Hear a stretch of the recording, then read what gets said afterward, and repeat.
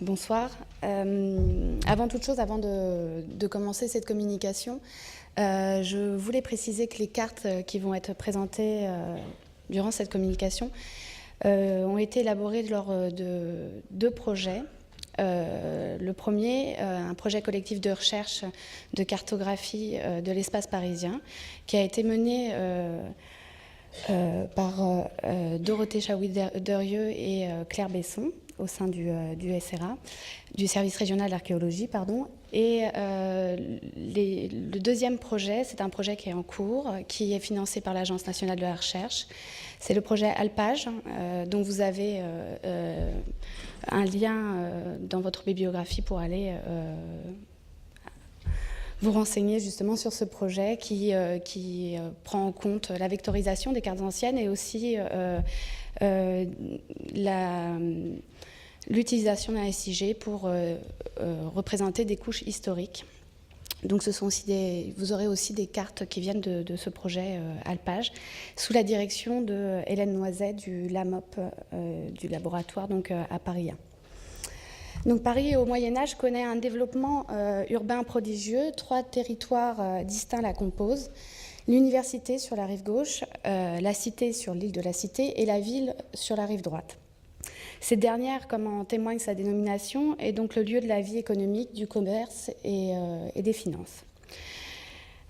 La ville proprement dite se situe donc sur la rive droite au Moyen-Âge, où vont s'observer, et là je cite Anne Lombard-Gendant dans l'ouvrage que je vous ai donné dans la bibliographie, sur les origines de la rive droite à Paris.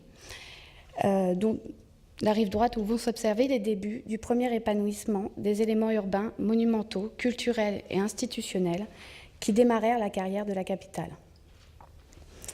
On considère plus généralement la cité et l'université comme les centres du pouvoir religieux, et pourtant tous les témoignages anciens, qu'ils soient textuels, iconographiques ou archéologiques, nous montrent que la rive droite est aussi grandement marquée par le fait religieux. Et Pierre Lavedan, donc, qui a écrit de nombreux ouvrages sur l'urbanisme au Moyen-Âge, et qui donc a fait des recherches sur les schémas évolutifs des villes médiévales françaises. Donc son enquête sur Paris l'a amené à considérer l'implantation des premiers monastères de la rive droite comme l'élément primordial et générateur des premiers bourgs, bien avant l'action de son rôle économique, donc bien avant l'installation des halles sur la rive droite, du grand marché sous Louis VI. Pour la rive droite, donc, cet auteur compte trois établissements à l'origine d'une réelle impulsion urbaine: Saint-Germain-l'Auxerrois, Saint-Martin-des-Champs et le Temple. Donc cette communication vous propose de faire le panorama historique de la structuration urbaine de la rive droite via le filtre donc, de ces installations religieuses, de ces fondations et constructions religieuses.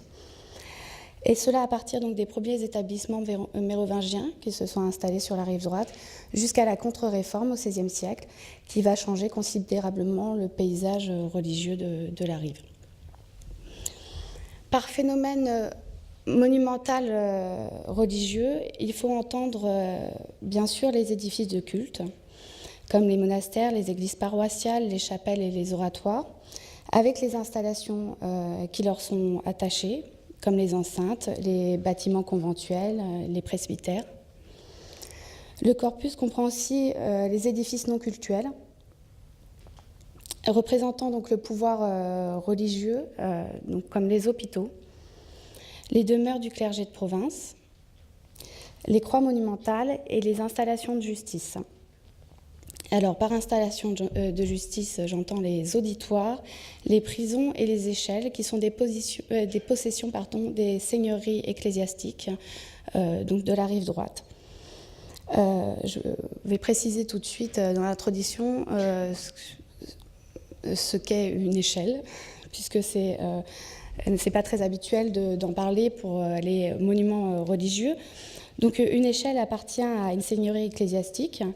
Et ce sont des constructions en bois qui sont composées donc d'une échelle et d'une plateforme et qui servent en fait à exposer des condamnés, donc à les exposer à la vindicte populaire et donc qui se trouvent généralement dans des lieux privilégiés dans le réseau des rues, donc sur des places ou dans des carrefours.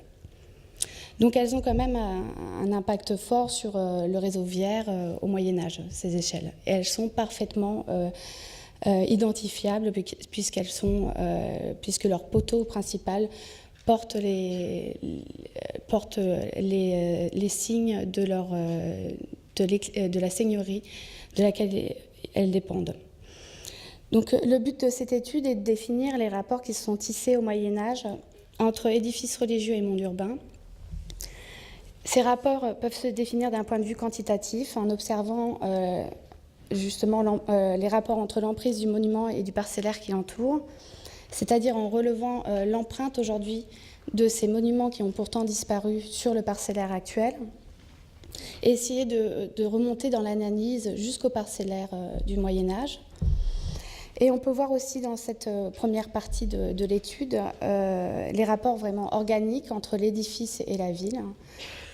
Donc matériellement, comment se faisait le passage entre édifices religieux et le monde urbain. L'étude prend aussi en compte l'aspect qualitatif de ces rapports. On cherche plutôt à réaliser, à définir comment s'exprimait la religiosité de ces monuments dans la ville, quelle était la lisibilité du rôle et du pouvoir religieux de certains monuments. Et bien sûr, dans cette partie donc plus qualitative que l'on va aborder en dernier lieu lors de cette communication, on verra aussi le rôle signalétique donc de repères topographiques pour les Parisiens, donc des monuments et notamment des croix monumentales et des échelles. Alors, avant de rentrer vraiment dans le vif du sujet, lors de cette communication, je voudrais aussi vous faire partager un peu et vous présenter tous ces nouveaux outils informatiques dont on dispose aujourd'hui, donc les SIG, les systèmes d'information géographique, qui renouvellent vraiment les problématiques d'études sur le paysage urbain.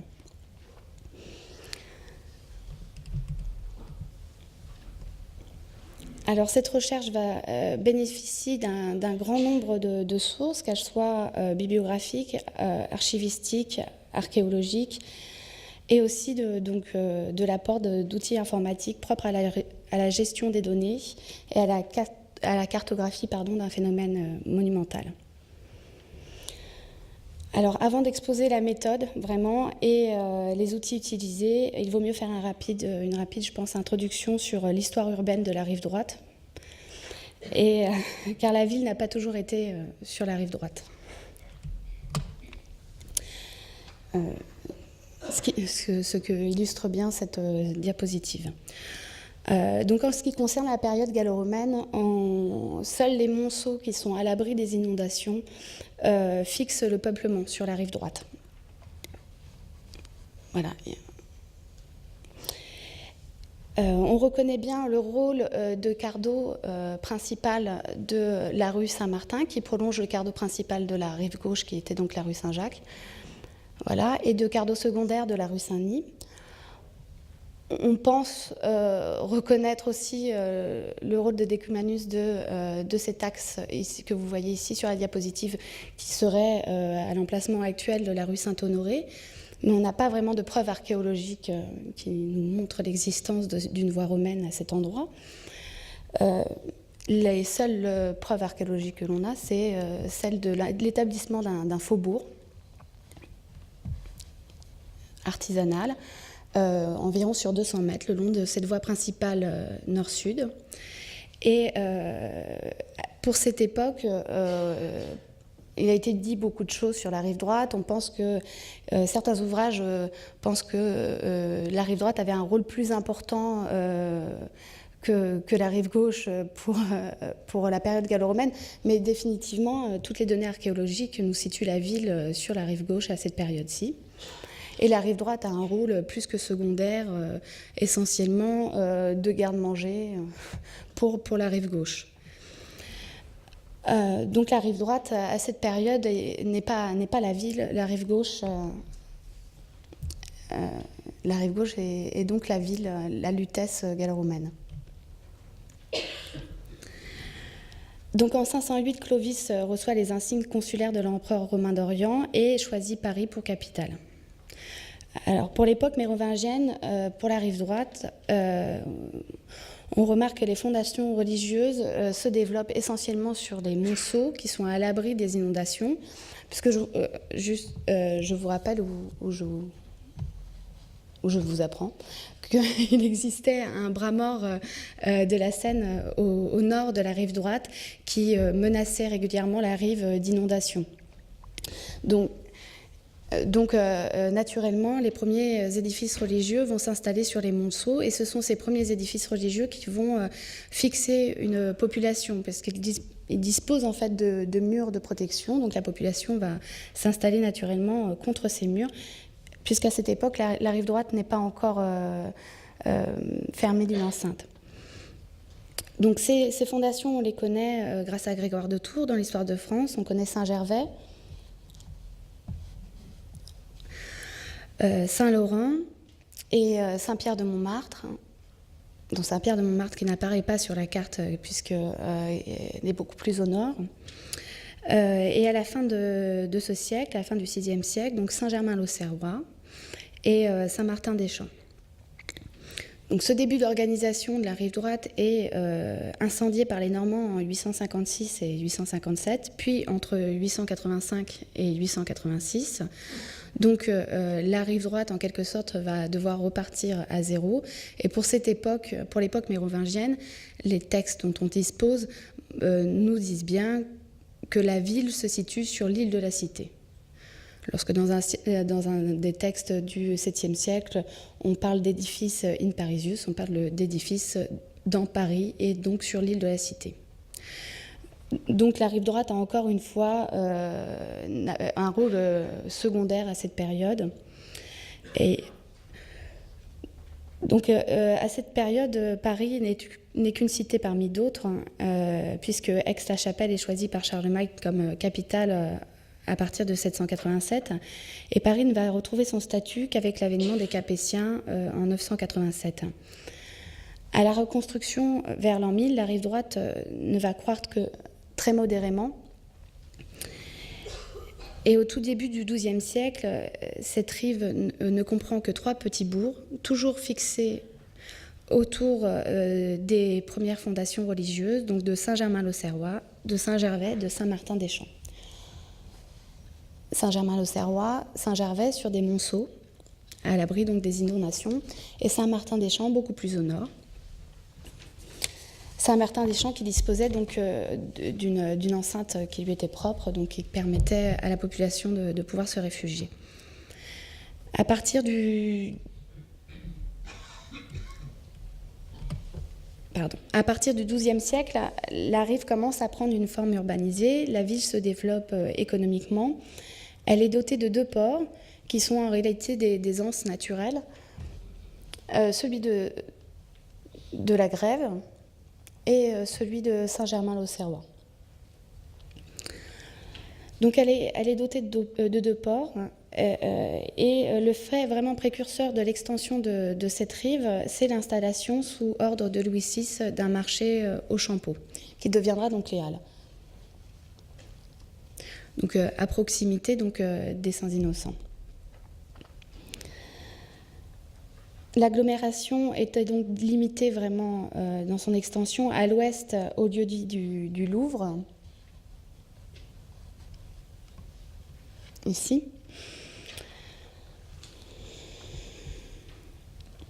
À l'est, elle dépassait à peine Saint-Gervais, puisqu'elle s'étendait jusqu'ici. Et au nord, elle était limitée par Sainte-Opportune et Saint-Méry. Il existait un petit bourg, donc toujours autour de Saint-Martin-des-Champs, qui n'apparaît pas sur la carte. Alors, ces bourgs se développent donc en périphérie, autour de Saint-Martin-des-Champs et aussi autour de l'enclos du Temple.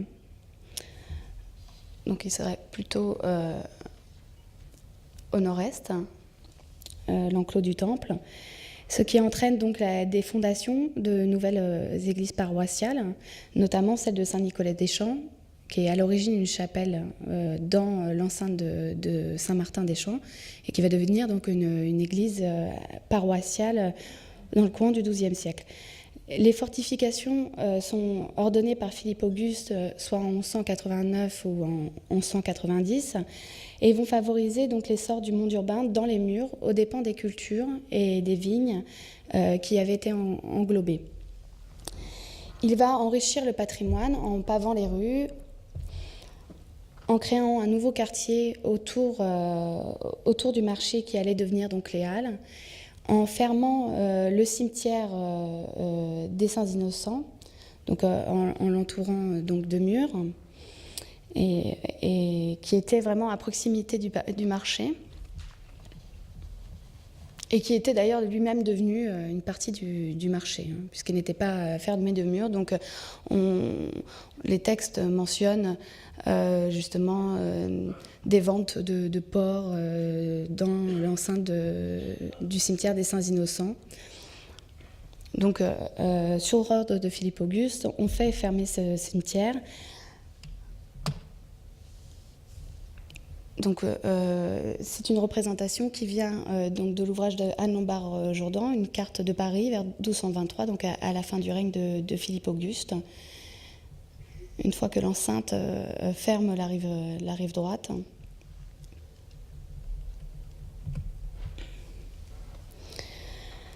Alors, pour les périodes suivantes, le XIIIe et le XIVe siècle sont marqués vraiment par une impulsion urbaine considérable. Le roi réside principalement à Paris. Les représentants de la féodalité s'y installent et se font bâtir des demeures. Les grands personnages de l'Église font de même. L'importance de la ville est telle que l'organisation administrative des quartiers pour la défense de Paris est nécessaire dès la fin du XIIe siècle. Donc après Philippe Auguste, la rive droite compte 6 quartiers.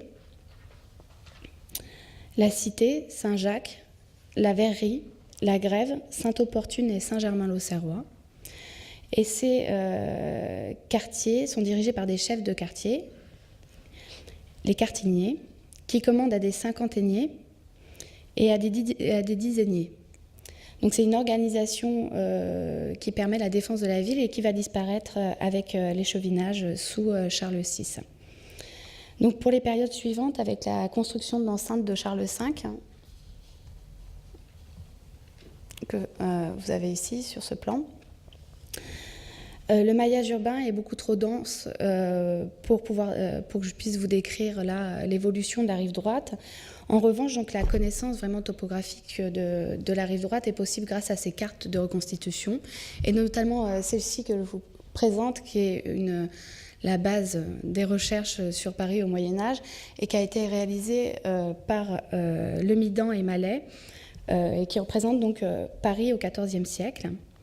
Donc ce n'est pas une carte détaillée, ce n'est pas une carte parcellaire, mais elle représente que des édifices qui sont certains et dont on peut les localiser avec certitude. Donc, et elle représente quand même parfaitement le réseauvière de la rive. Donc chaque établissement est représenté donc avec un système de couleurs. Donc c'est très facile de réaliser. Donc, vous avez les hôpitaux en violet et les fondations religieuses en rouge. Donc on peut tout de suite réaliser que pour le XIVe siècle, on a une forte implantation religieuse sur la rive droite. Donc en comparaison, je vous montre la rive gauche et qui porte bien son nom d'université, puisque ici en vert, ce sont tous les collèges, toutes les fondations de collèges pour le XIVe siècle. Donc la rive droite ne dispose que d'un collège, donc celui des bons enfants. Et ici, derrière Saint-Honoré, et à l'origine aussi Saint-Thomas du Louvre et Saint-Nicolas du Louvre sont des collèges. Alors, on observe aussi sur ce plan que les secteurs les plus au nord à l'intérieur de l'enceinte de Charles V sont des secteurs qui ne sont pas construits, ce qu'on appelle des cultures ou des coutures, qui appartiennent donc le plus souvent aux seigneuries ecclésiastiques et notamment la culture Sainte-Catherine que vous avez ici, qui représente plus de 90 hectares de terres labourables à l'intérieur de l'enceinte de Charles V. Et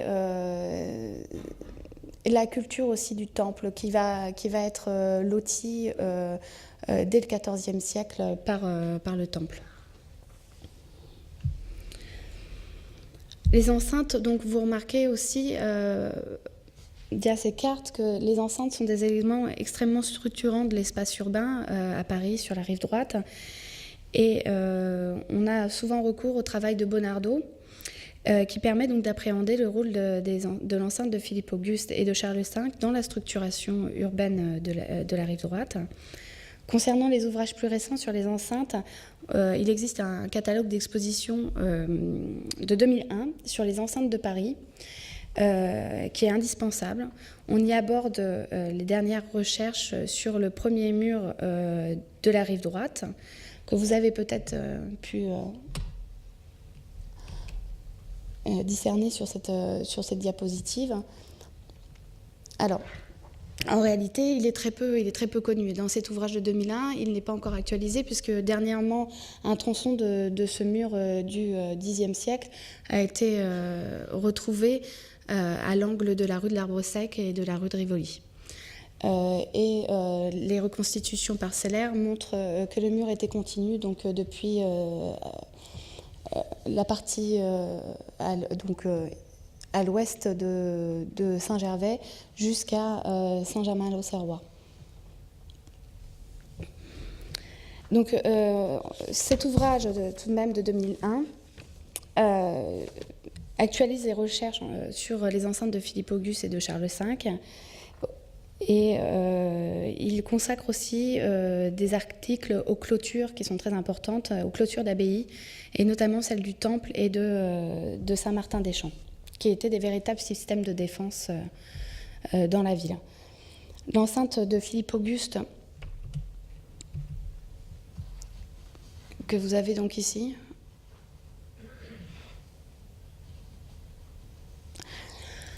l'enceinte de Philippe Auguste, elle est construite donc à partir de 1190 et jusqu'en 1208. Elle est longue de 5400 mètres et 2800 mètres se trouvent sur la rive droite.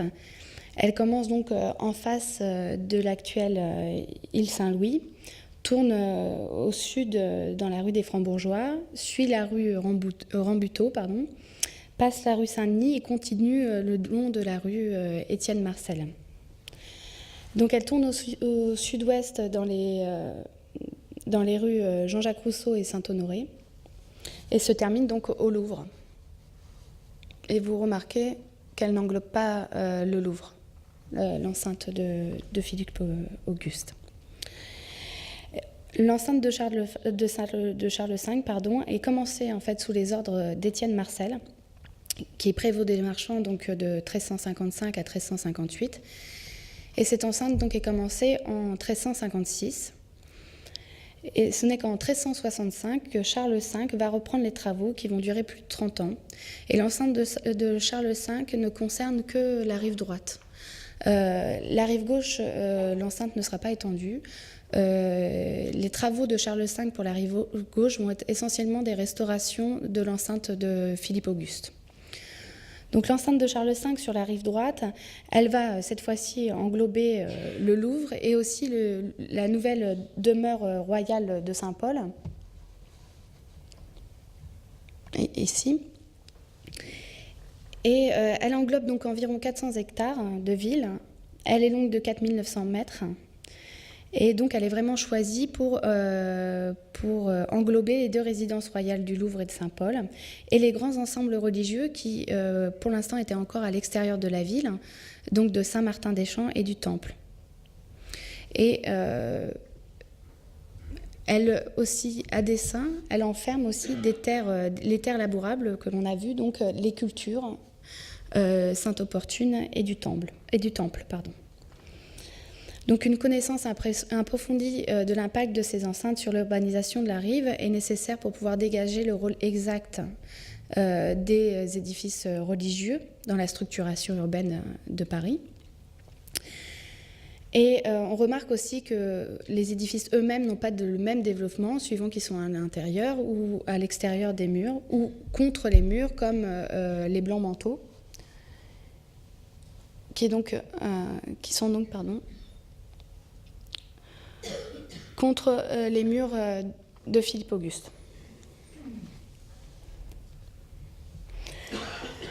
Les rues pour le XIVe siècle ne sont pas larges, sauf bien sûr Saint-Martin, donc le Cardo, l'axe nord-sud antique, qui doit faire environ atteindre 8 à 9 mètres de large. Et c'est une exception du fait de son rôle antique. Et à la fin du Moyen-Âge, sur la rive droite, cet axe nord-sud est doublé. Il est toujours confirmé, mais il est doublé par la rue donc, Saint-Denis, qui existe aussi depuis la période antique. La rue Saint-Denis et la rue du Temple.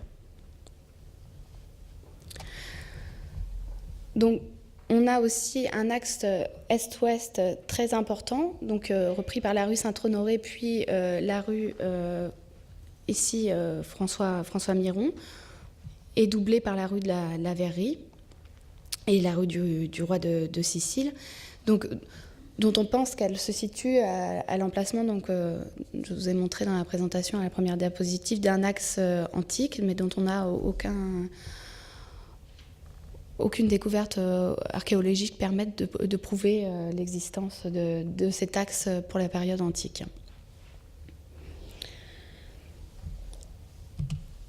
Les édifices religieux, j'ai pu répertorier pour mes recherches, donc au sein de ces projets, 114 fondations religieuses pour la rive droite et donc en fait 110 édifices et monuments, puisqu'un même édifice peut abriter des fondations différentes. Donc 16 établissements communautaires, dont les plus connus, le prieuré Saint-Martin-des-Champs, le donjon du Temple et l'abbaye de Montmartre. 18 églises, paroissiales ou collégiales. Il faut compter avec les paroissiales et les collégiales. Les paroissiales, il faut compter aussi l'implantation du presbytère. Et pour les collégiales, il faut aussi penser à l'implantation du cloître où se logeaient donc les chanoines dans des maisons particulières. Donc c'est aussi un impact très fort sur le réseau parcellaire autour de l'édifice religieux.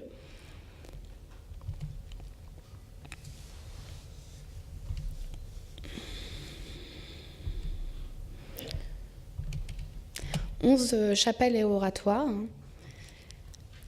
qui, le plus souvent, avaient quand même des fonctions paroissiales, une sorte d'annexe. Par exemple, la chapelle Saint-Bon, qui était une sorte d'annexe de l'église paroissiale de Saint-Méry.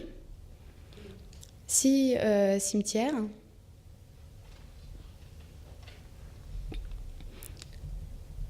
Donc les cimetières, 6 cimetières qui sont relativement importants et indépendants. Je n'ai pas comptabilisé les cimetières qui étaient à l'intérieur des murs des hôpitaux, parce qu'on a des cimetières très importants à l'intérieur des murs des hôpitaux. 23 donc, établissements charitables. Donc, c'est une spécificité aussi de la rive droite, hein, le nombre des établissements charitables au Moyen-Âge.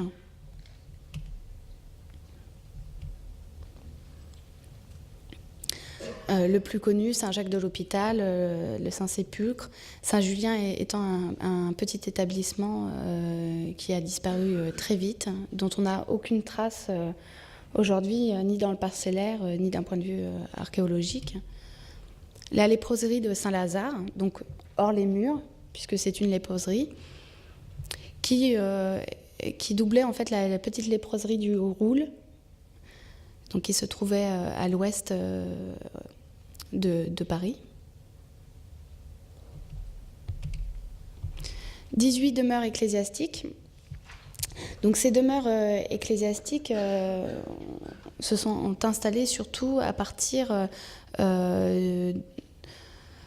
à partir du moment où l'hôtel Saint-Paul va devenir une résidence royale, et pour se rapprocher en fait au plus près du roi. Donc vous connaissez peut-être l'hôtel de Sens, qui est toujours en élévation. Vous pouvez visiter aussi le cellier de la maison d'Ourscan, rue François Miron, qui est conservé, donc le cellier de l'abbaye de la maison d'Ourscan. Le cellier de la maison de Chaly, qui se trouve sous l'hôtel de Beauvais, rue François Miron, que l'on peut aussi visiter, mais lors de journées particulières.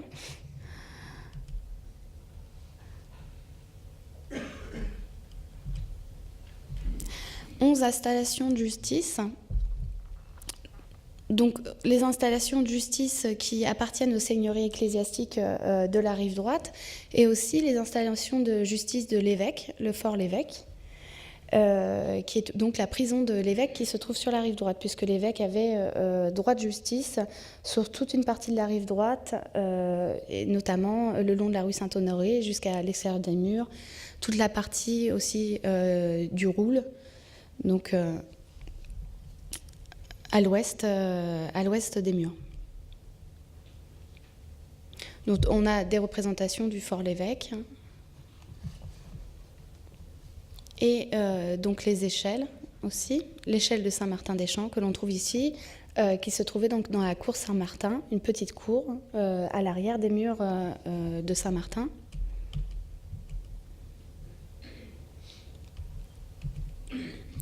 Et donc des croix monumentales, donc au nombre de 9, qui sont des éléments très structurants dans le réseau viaire de la rive droite et qui sont des repères topographiques très importants pour les seigneuries ecclésiastiques, notamment lors des rôles de taille ou des levées d'impôts dans la ville.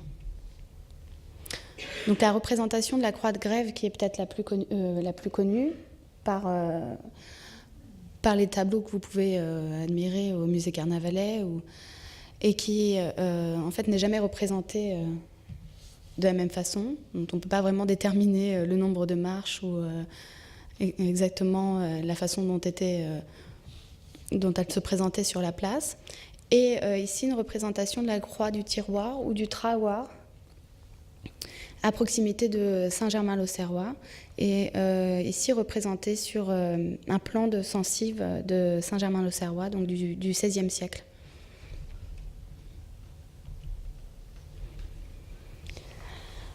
Alors sur les 110 monuments répertoriés, donc organiques vraiment, 94 ont été intégralement détruits, soit 86,2% de ces monuments. 9 sont encore en élévation. Saint-Laurent, Saint-Germain-l'Auxerrois, Saint-Gervais, Saint-Pierre-de-Montmartre, Saint-Méry, Saint-Leu-Saint-Gilles, Saint-Eustache, Saint-Nicolas-des-Champs et l'hôtel des archevêques de Sens. 6 sont partiellement conservés, donc soit 5,5%, et donc plus ou moins en laissant donc des vestiges importants. L'église et le réfectoire de Saint-Martin-des-Champs, qui se trouve au Centre national des arts et métiers, les celliers des maisons de Chaly et d'Ourscan, que vous avez vu en diapositive, et de Preuilly. Mais Preuilly, en fait, il s'agit seulement de 2 travées de la cave, enfin, du cellier de la maison de l'abbaye de Preuilly, le clocher de Saint-Jacques de la Boucherie et le cloître des Billettes. Les monuments qui participaient à l'organisation du réseau viaire, comme les échelles et les croix monumentales, ont totalement disparu du Paris contemporain.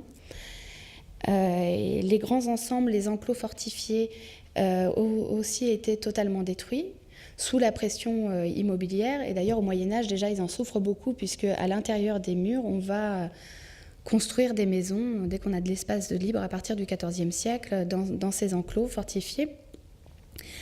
C'est une pression de l'habitat qu'on voit dès le Moyen-Âge pour ces enclos. Ce décompte aussi illustre la perte complète des élévations des éléments du corpus à fonction d'accueil. On n'a aucune trace de ces hospices, de ces maisons charitables, de ces maladreries et les poseries aujourd'hui dans le Paris actuel. Et Donc la perte aussi de tous ces éléments de repère topographique, les croix monumentales et les échelles, la perte donc des murs fortifiés des ensembles communautaires et aussi des substructures de l'habitat du clergé extérieur à la capitale, puisqu'on dispose aujourd'hui que des structures basses, que des caves. Alors les édifices conservés qui sont énormément remaniés, puisque les éléments architecturaux ne remontent pas au-delà du XIIe siècle, sont pour la plupart, et c'est étonnant, pour la plupart des fondations mérovingiennes. Et peut-être doivent-ils leur survie à leur aura historique. Donc cette approche nécessite de prendre en compte deux aspects de l'installation religieuse sur la rive droite. Donc on l'a vu, un premier, un aspect quantitatif, et se pose vraiment des questions de surface occupée, de plan au sol, de l'emprise en général, des parcelles achetées pour la construction, pour les agrandissements. Le deuxième aspect est de type qualitatif. Il prend en compte le rôle signalétique des édifices, leur ouverture sur la rue, leur décor, s'il est accessible aux Parisiens, la qualité de la construction, les intérêts politiques liés à ces constructions. Donc pour pouvoir répondre à ces questions, qui sont des nouvelles problématiques posées en termes de paysage urbain et de faits monumental, il a fallu donc élaborer des notices qui ont permis de créer une base de données, notamment pour le projet Alpage. Donc ce sont des notices types qui reprennent pour les entrées fonctions, nature et statut la liste des fonctions, nature et statut que l'on retrouve, qui a été donc créée par le CNO, le Centre national d'archéologie urbaine, et qui sont donc entièrement rédigées et qui ont une grande partie, dont une grande partie est réservée aux preuves, donc qu'elles soient des sources ou des références bibliographiques, des sources manuscrites, des sources figurées ou des sources archéologiques. Et à partir de ces notices, il a été possible de créer donc une base de données pour les édifices religieux parisiens. Donc c'est une base de données qui concerne bien sûr aussi la rive gauche et l'île de la Cité,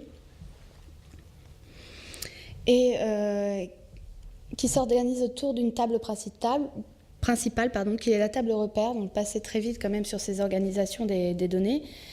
Et donc cette table repère, qui va dispatcher sur les différentes tables de la base de données, est liée directement à une plus petite base de données qui est liée à de la cartographie, donc à la représentation de ces édifices.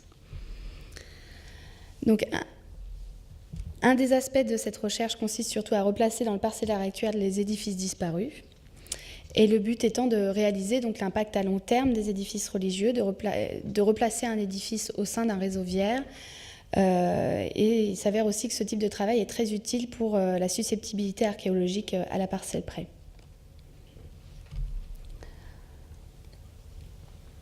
Donc, les problématiques de base de ces projets qui sont fondés donc sur l'utilisation de systèmes d'information géographique sont surtout dans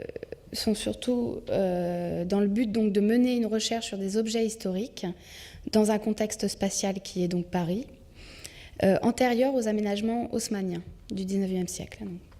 À cet effet, il était nécessaire de recourir à des documents cadastraux divers, donc l'Atlas Vassereau pour Paris, le plan Berthier, qui est une reconstitution, pour constituer donc un référentiel parcellaire et viaire. Et sur ce référentiel, on va apposer des couches historiques sous forme de polygones. Et à partir de ces couches historiques, on va pouvoir se poser des questions en termes de surface, en termes d'orientation, en termes d'ouverture de l'îlot ou de la parcelle sur la rue, en termes d'organisation du réseau viaire autour de tel ou tel îlot, puisqu'on parle maintenant en vecteur. Et donc on peut avoir des données comme ça d'orientation. Alors pour les édifices religieux, on était parti de cartes de superposition en tout cas pour le projet collectif de recherche de la cartographie de l'espace parisien. Et ces cartes, en fait, la réalisation de ces polygones s'est fait à partir de la superposition de deux cartes, le parcellaire actuel et le plan de Wernicke, qui est le premier plan scientifique levé pour Paris, qui a été réalisé entre 1774 et 1791, qui donne donc de façon très précise le tracé des rues, qui n'est pas un plan parcellaire, mais qui est le premier plan géométrique et scientifique, donc qui nous donne l'implantation des principaux bâtiments, et notamment les édifices religieux. Seule une cinquantaine de ces édifices religieux de ces monuments, sur les 114 répertoriés, sont cartographiés par Wernicke. Mais c'est les 50, enfin, il y en a 60 en tout, c'est les 60 les plus importants en termes de surface. Donc, qui peuvent quand même nous donner des réponses à nos questions pour nos nouvelles problématiques. Donc, je vous donne un exemple juste. Là, en rouge, c'est le plan de Wernicke pour l'enclos du temple. Sur le parcellaire actuel, ici, cette deuxième carte, c'est toujours l'enclos du temple, mais nettoyé des installations du XVIIe et XVIIIe siècle, puisque l'enclos du temple abritait des hôtels particuliers à partir du XVIIe siècle.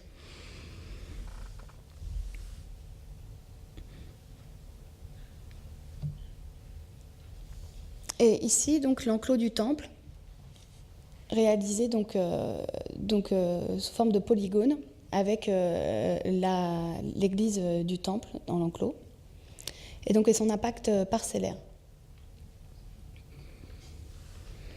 Donc on remarque surtout que ces outils ne sont pas faits pour avoir une vision globale d'un phénomène monumental, simplement parce que je vous aurais présenté tous les arrondissements en même temps et tous les polygones que l'on a réalisés, soit pour le projet collectif de recherche, soit pour Alpage. On n'aurait pas pu traiter l'information d'un point de vue parcellaire. Donc c'est surtout, c'est intéressant en termes d'impact sur la parcelle même.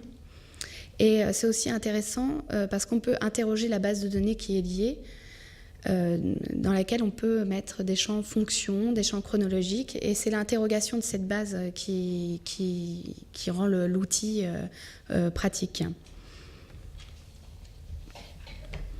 Alors la première raison pour laquelle ces édifices ont été représentés sous cette forme, c'est de réaliser à quel point ils ont laissé une empreinte dans le parcellaire actuel. Donc on remarque bien là, je vous mets l'exemple, donc deux cas de figure, soit l'édifice a laissé une empreinte dans le parcellaire actuel, soit il n'en laisse pas.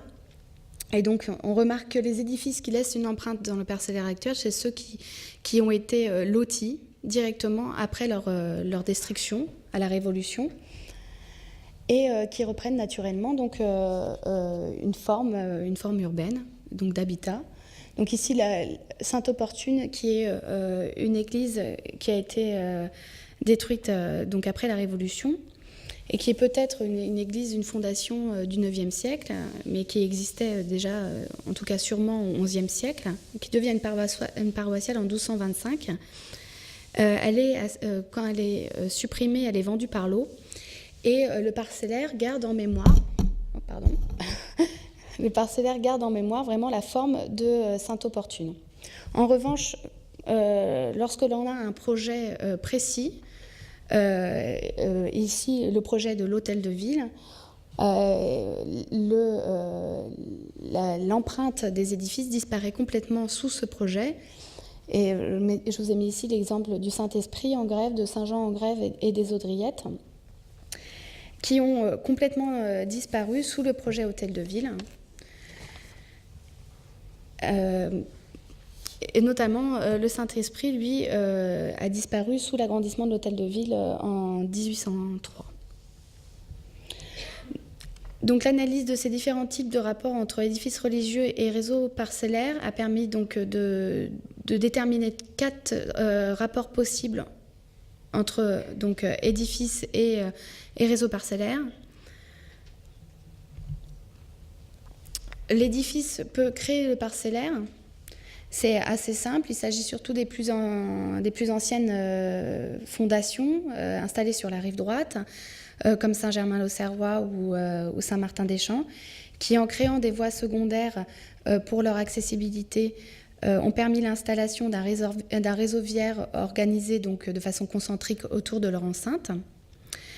Donc il faut aussi ajouter, ce qu'on a vu, c'est qu'à cette époque, il n'y avait pas d'enceinte protégeant la rive droite, donc seuls les enclos fortifiés permettaient aux habitants de se réfugier. Donc naturellement, les habitations se sont installées autour de ces enceintes et le parcellaire garde en mémoire la forme de ces enceintes. L'édifice peut perturber la maille parcellaire. Et là, le meilleur exemple, c'est celui de l'implantation de Saint-Eustache et de ses différents agrandissements. Donc vraiment aux dépens d'une croissance, donc une croissance de Saint-Eustache aux dépens des éléments voisins. La configuration de l'îlot triangulaire sur lequel se trouvait donc Sainte-Agnès, la chapelle qui préexistait à Saint-Eustache, n'a pas permis donc d'extension de Saint-Eustache sans la destruction donc de l'habitat dans cette partie-ci de l'îlot. Donc Saint-Eustache, on voit, est limité dans son extension et va s'agrandir donc aux dépens des parcelles construites. Si ces parcelles sont totalement occupées, le bâti est détruit pour agrandir Saint-Eustache. Et une fois que l'église est achevée, vous le voyez ici en D, il n'y a pas du tout de la mémoire du parcellaire ancien. L'édifice peut être contraint par le parcellaire, et le meilleur exemple, c'est celui de Sainte-Opportune, puisque là, on remarque vraiment la résistance de l'habitat dans le plan de Sainte-Opportune. Donc, on a une première mention au Xe, XIe siècle, et elle est agrandie plusieurs fois au cours du XIIIe siècle et du XVe siècle. Et durant ces travaux d'agrandissement, seules les parcelles qui appartenaient aux chanoines, puisque c'était une collégiale, ont pu être utilisées pour l'agrandissement. Et c'est pour ça qu'elle a ici un fort décrochement au sud. Et ici se trouvait donc de l'habitat privé qui n'a pas pu être acheté par la collégiale. Donc, elle n'a pas pu s'étendre. Et au nord, elle ne pouvait pas non plus s'étendre puisque les maisons étaient contre ces contreforts. Donc, on remarque que le plan vraiment de Sainte-Opportune dépend du bâti de l'habitat qui s'est installé autour. Alors, l'édifice, dernier rapport. L'édifice est parasité par le monde urbain et on a plusieurs exemples, celui des Saints-Innocents, de l'église des Saints-Innocents ou de l'hôpital de Saint-Julien des Ménétriers, mais l'exemple le plus frappant, c'est celui de Saint-Lefroy. C'est une petite chapelle dont on connaît très peu, dont les origines sont assez obscures, et qui est sûrement lié au parloir aux bourgeois qui s'installent donc auprès du Châtelet au XIIe siècle. Et son chevet donc donnait sur la rue de la Joaillerie. C'est un édifice qui est très modeste, donc vous remarquez que la façade est à peine plus large que les maisons qui l'entourent. Et pourtant, cette façade très peu large va être très vite recouverte entièrement d'ouvroirs. Qui sont loués par des marchands, de façon ponctuelle vers 1300 et de façon complètement récurrente vers 1400. En janvier 1537, la construction d'un corps de logis de la maison qui est voisine obstrue une baie qui éclaire donc le vaisseau central de Saint-Lefroy. Et ne peut se faire qu'à la condition de la construction d'une verrière au-dessus de la chapelle. Et très vite, cette chapelle qui est en fait encombrante pour l'extension de ce quartier, va être détruite lors de l'agrandissement des prisons du Châtelet le siècle suivant. Alors, nous avons vu à la parcelle près comment on pouvait utiliser un SIG, donc vraiment l'empreinte à la parcelle près dans le réseau Vière, mais on peut aussi utiliser les SIG en leur posant les bonnes questions, puisqu'ils sont associés à une base de données.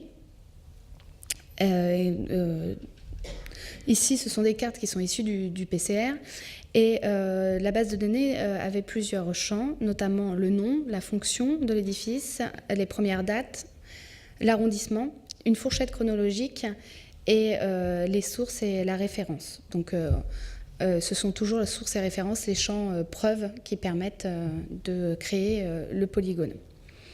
La fourchette chronologique a été choisie en fonction des monuments. Il semblait plus juste pour les monuments mérovingiens de mettre une fourchette chronologique de fondation d'un siècle, puisqu'on n'a pas de date précise.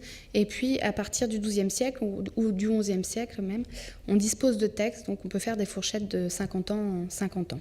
Donc on peut affiner aussi les fourchettes chronologiques et donc avoir des cartes qui représentent une cinquantaine d'années. Alors, avant toute chose, il faut aussi considérer là que je vous montre que la rive droite et qu'il n'y a pas donc les 114 monuments répertoriés. Alors, l'élément le plus structurant à prendre en compte, c'est donc le rôle des enceintes qui ont été là replacées par les membres du PCR sur cette carte. Et donc, en interrogeant et en superposant les données enceintes et les édifices religieux, on remarque que sur les 59 monuments recensés, donc 37 sont cartographiés. Entre l'enceinte de Philippe Auguste et de Charles V, 31 monuments sont recensés et 13 sont cartographiés.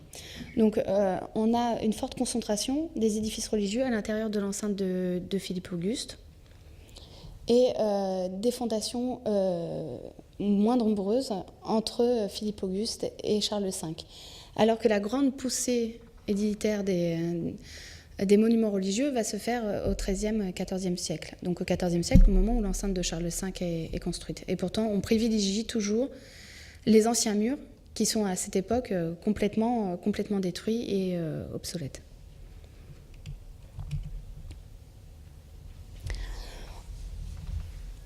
Donc une des cartes qu'on peut réaliser à partir du champ chronologique en demandant les fondations entre 501 et 600 est une carte donc, des fondations mérovingiennes. Donc on remarque bien Saint-Germain-l'Auxerrois, Saint-Bon, Saint-Méry, Saint-Gervais, Saint-Martin-des-Champs et Saint-Laurent, que l'on a vu, et leur organisation le long du réseau Vière, toujours aujourd'hui, donc de cet axe est-ouest et de cet axe nord-sud. En interrogeant les champs pour le XIIIe siècle, donc de 1201 à 1250, de 1251 à 1300, et donc en mettant toutes les cartes sur une même diapositive, ce que l'on note, c'est qu'il s'agit essentiellement pour le XIIIe siècle de l'édification paroissiale et de cimetières paroissiaux.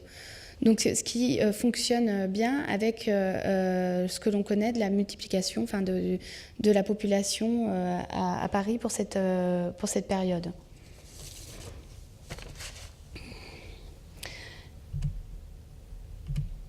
On peut aussi interroger la base plus sur les termes de fonction, et notamment pour les maisons charitables ou pour les hôpitaux. Donc pour les hôpitaux, on compte bien sûr hors les murs les léproseries, dont celle de Saint-Lazare qui est connue à partir de 1147.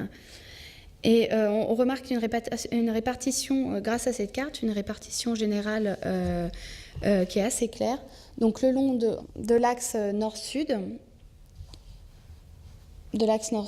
et de l'axe est-ouest, le long de la rue François-Miron pour le Petit Saint-Antoine. Et on remarque aussi en interrogeant en termes de fonction qu'il s'agit essentiellement de fondations du XIVe siècle. Et qui sont notamment liées, cette fois-ci, à des fondations par des laïcs, donc par des bourgeois de Paris. Alors, Cette approche d'un phénomène monumental religieux prend en compte aussi un aspect plus qualitatif de l'impact. Et il ne s'agit pas de considérer des édifices strictement d'un point de vue organique, mais il faut prendre en compte aussi leur signalétique au sein du monde urbain. Ce rôle s'observe de différentes façons. L'édifice donc peut être un repère topographique, c'est l'exemple même des croix monumentales qu'on va voir là, mais aussi c'est l'exemple de Saint-Jacques, de la tour Saint-Jacques, qui est donc le clocher de l'église de Saint-Jacques de la Boucherie. L'église va être détruite à la Révolution, et on va conserver le clocher puisqu'il a toujours été, et il doit sa survie vraiment à son rôle de repère topographique. Puisque on a des textes du XVIIIe siècle qui disent qu'on n'a pas de meilleure vue que du haut de la tour Saint-Jacques sur tout Paris. Les croix monumentales, donc leur rôle est très clair dans le réseau des rues, puisqu'on retrouve leur mention dans les rôles de la taille du XIIIe siècle, et aussi dans tous les censiers attachés aux seigneuries ecclésiastiques.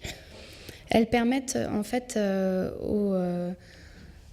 aux personnes qui relèvent donc les impôts de déterminer des points de départ pour leur quête. Donc elles permettent une gestion en fait d'un domaine par les seigneuries ecclésiastiques. Donc d'autres éléments sont des repères très forts sur la rive droite, et notamment donc la silhouette du donjon du Temple et le clocher de Saint-Martin-des-Champs, qui sont des repères qui définissent vraiment la rive droite. Et là je vous ai mis deux exemples des grandes chroniques de France, qui sont dites aussi des chroniques de Saint-Denis, dont l'illustration est attribuée à Jean Fouquet. Il s'agit ici du folio 236, représentant donc le supplice des hérétiques devant le roi Philippe Auguste. Et donc on remarque bien qu'on est ici au nord donc, de l'enceinte de la rive droite. Vous avez ici la Bastille, le donjon du Temple et une série de clochers, le gibet de Montfaucon qui était à l'extérieur de la ville, et une série donc, de clochers. Ici, dans l'entrée de Charles V en 1364, encore une fois, le donjon du Temple est représenté. Donc, le donjon du Temple est très, très souvent représenté pour définir la rive droite en elle-même, et même Paris, pas seulement donc Notre-Dame, mais ce donjon est un symbole très fort pour la représentation de Paris. On sait aussi que ce donjon avait donc été vraiment une vitrine du pouvoir, puisqu'il avait une qualité de construction sans pareil dans Paris. On connaît vraiment sa qualité de construction de ce donjon et des remparts du Temple à partir de procès-verbaux de visite conservés à partir de la fin du XVe siècle. Une visite de 1456 dit que les murs sont bien et richement faits, en bon et en suffisant état. Et on apprend lors des procès-verbaux de la reconnaissance officielle des édifices anciens dressés par ordre de Colbert en 1678 que du Haut-Boinfrand et lié du Faubourg Saint-Jacques et du Montsouris a servi donc à construire ce donjon. Le liet de Paris, c'est un calcaire extrêmement fin qui est extrait d'un banc peu épais. C'est donc peu épais d'un calcaire grossier qu'on trouve, qui affleure essentiellement sur la rive gauche, dont on trouve les carrières sur la rive gauche. Et on sait que cette pierre était très, très recherchée, puisque lorsqu'on consulte les comptes des constructeurs du XIIIe siècle, on sait que ses propriétés physiques étaient extrêmement bien connues. Cette pierre, la renommée de cette pierre a très vite dépassé le cadre parisien, puisqu'on en retrouve dans la statuaire de Chartres et dans les édifices de Provins, et aussi donc à la cathédrale d'Auxerre pour les bas-reliefs de la façade ouest. Donc tous ces monuments sont réalisés en liais parisien. On sait que c'était une pierre qui supportait de fortes charges et même positionnée donc, en délit. Et c'était surtout une pierre qui coûtait très cher. Donc le fait de réaliser un donjon et des remparts en liesse n'est pas anecdotique pour le Moyen-Âge. Donc l'édifice peut être aussi, à l'instar de l'habitat urbain, une vitrine du pouvoir, une sorte de mise en scène de la théâtralité, vraiment une mise en scène du pouvoir, qui est donc liée directement au pouvoir là, de son propriétaire. Et les maisons des abbayes de province recevaient sûrement un décor en façade conséquent, de quoi marquer en tout cas leur appartenance à une communauté, de quoi montrer le pouvoir de leur communauté. Ici, vous avez comme exemple, et vous pouvez toujours l'observer aujourd'hui, à l'entrée dans la rue, à l'arrière de Saint-Germain-l'Auxerrois. Il subsiste encore donc, cette tourelle d'angle en encorbellement qui donne donc sur la rue des Bars et Grenier-sur-l'Eau. Et on a donc sous cette tourelle ici les armes bûchées des moniales donc de Maubuisson, puisqu'il s'agissait de la maison de l'abbaye cistercienne de Maubuisson. Et on a dans les textes des mentions qui expliquent que lorsqu'elles achètent cette maison dans le courant du XIVe siècle, leur première dépense est de faire construire cette tourelle et de faire mettre leurs armes sous la tourelle pour montrer l'appartenance de la maison à leur communauté. Un autre exemple du caractère ostentatoire de ces maisons de ville qui appartiennent à des abbayes, qui servaient en fait essentiellement de celliers, puisqu'elles étaient à proximité des grands marchés de la rive droite. Se trouve aussi dans les éléments de la façade de la maison d'Ourscan, qui ont été retrouvés lors de la fouille de la cave de la maison d'Ourscan. Et donc, ils montrent qui sont des mêmes éléments de décor architecturaux qu'on peut retrouver pour de l'habitat noble au Moyen-Âge. Donc, un dernier exemple du caractère, encore une fois, ostentatoire de ces installations religieuses se trouve dans l'érection d'échelles, qui donc appartiennent aux grandes seigneuries ecclésiastiques. Et ce sont, avec les pilories et les prisons, autant de manifestations de l'ordre et du contrôle du système urbain par les seigneuries ecclésiastiques. Donc, on savait qu'il existait une échelle à Carcan, rue des Vieilles Audriettes, ou rue de l'Échelle, en face de la rue Michel-le-Comte, et donc qui appartenait à la seigneurie du Temple. Et lors d'une visite en 1664, on sait que cette échelle, qui marque la justice, avait un poutot en carcan et en devant d'icelle, avec les armes du révérend sieur, grand prieur. On sait aussi par les textes qu'au cours du XVe siècle et du XVIe siècle, elle a été régulièrement brûlée donc par les Parisiens, qui en marque de révolte contre le pouvoir du Temple dans cette partie de Paris. Et Sauval dit qu'en 1667, cette échelle, qui était apparemment fort imposante, a dû être, Sauval qui est un des premiers historiens de Paris, a été très diminuée en largeur, et sa grande dimension causait énormément d'embarras au coin de la rue Michel-le-Comte. Alors, nous avons vu des problématiques qui sont renouvelées sur la recherche sur l'espace urbain à partir donc de nouveaux outils que sont les SIG.